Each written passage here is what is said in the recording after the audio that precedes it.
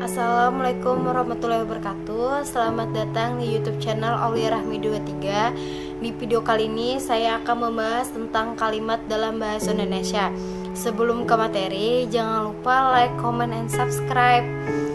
Hakikat kalimat sekurang-kurangnya di dalam suatu kalimat ragam resmi, baik itu tulisan ataupun tertulis, harus memiliki subjek dan predikat.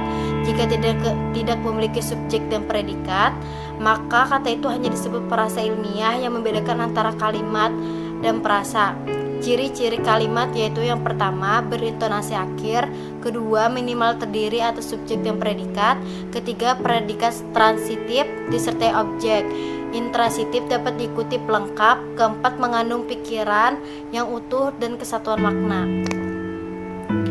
Yang kelima, menggunakan urutan yang logis dan dalam bahasa tulis diawali huruf kapital dan diakhiri tanda titik, tanda-tanda atau tanda seru, tanda tanya atau tanda seru.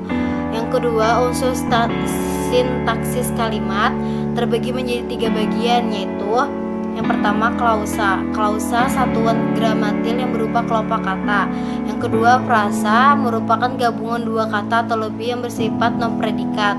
Yang ketiga, kata satuan bahasa terkecil yang dapat berdiri sendiri. Berdasarkan dari unsur sintaksis, kalimat terdiri sebagai berikut. Yang pertama, subjek. Subjek adalah unsur pokok yang terdapat pada sebuah kalimat.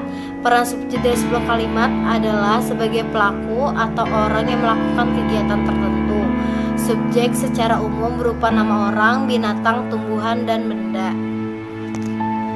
2. Predikat adalah suatu kegiatan yang sedang dilakukan oleh subjek. Pada umumnya, predikat merupakan kata kerja, tetapi tidak menutupi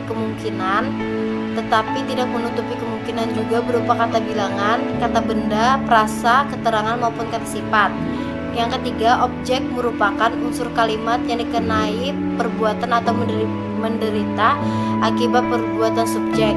Kehadiran kalimat dalam kalimat tergantung pada jenis kalimat, ciri khas sendiri.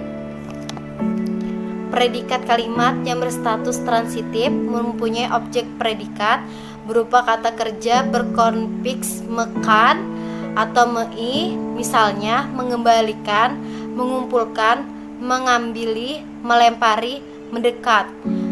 Yang keempat, pelengkap merupakan unsur kalimat yang berfungsi melengkapi informasi dan mengkhususkan objek dan melengkapi struktur kalimat. Yang kelima, keterangan. Keterangan merupakan unsur kalimat yang memberikan informasi yang lebih lanjut tentang suatu yang dinyatakan dalam kalimat, misalnya memberikan informasi tentang tempat, waktu, cara, sebab, dan tujuan. Teknis kalimat. Yang pertama, berdasarkan unsur pembentukan kalimat berklausa. Contoh, lembaga itu menerbitkan majalah sastra.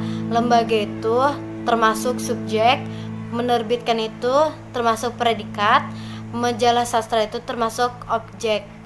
Yang kedua, berdasarkan bentuknya kalimat.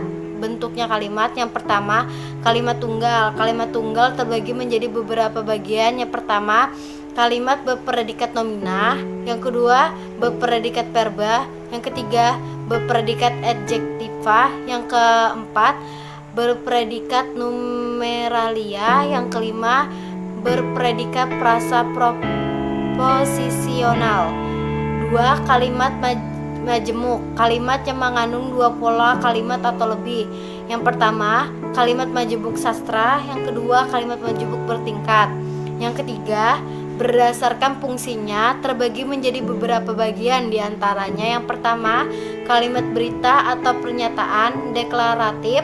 Yang kedua, kalimat pertanyaan. Ketiga, kalimat perintah atau imperatif. Keempat, kalimat seruan. Kalimat efektif. Kalimat efektif adalah kalimat yang memiliki kemampuan atau menimbulkan kembali gagasan-gagasan pada pikiran pendengaran atau pembaca, gagasan yang ada pada pelaraan pendengaran atau pembaca. Syarat kalimat efektif: yang pertama, satuan gagasan, kesepadaan, penegasan, penekanan, kehematan, kepardelan atau kesejajaran, kecermatan, kepaduan atau kelogisan. sekian dari penjelasan saya ucapkan terima kasih. Wassalamualaikum warahmatullahi wabarakatuh.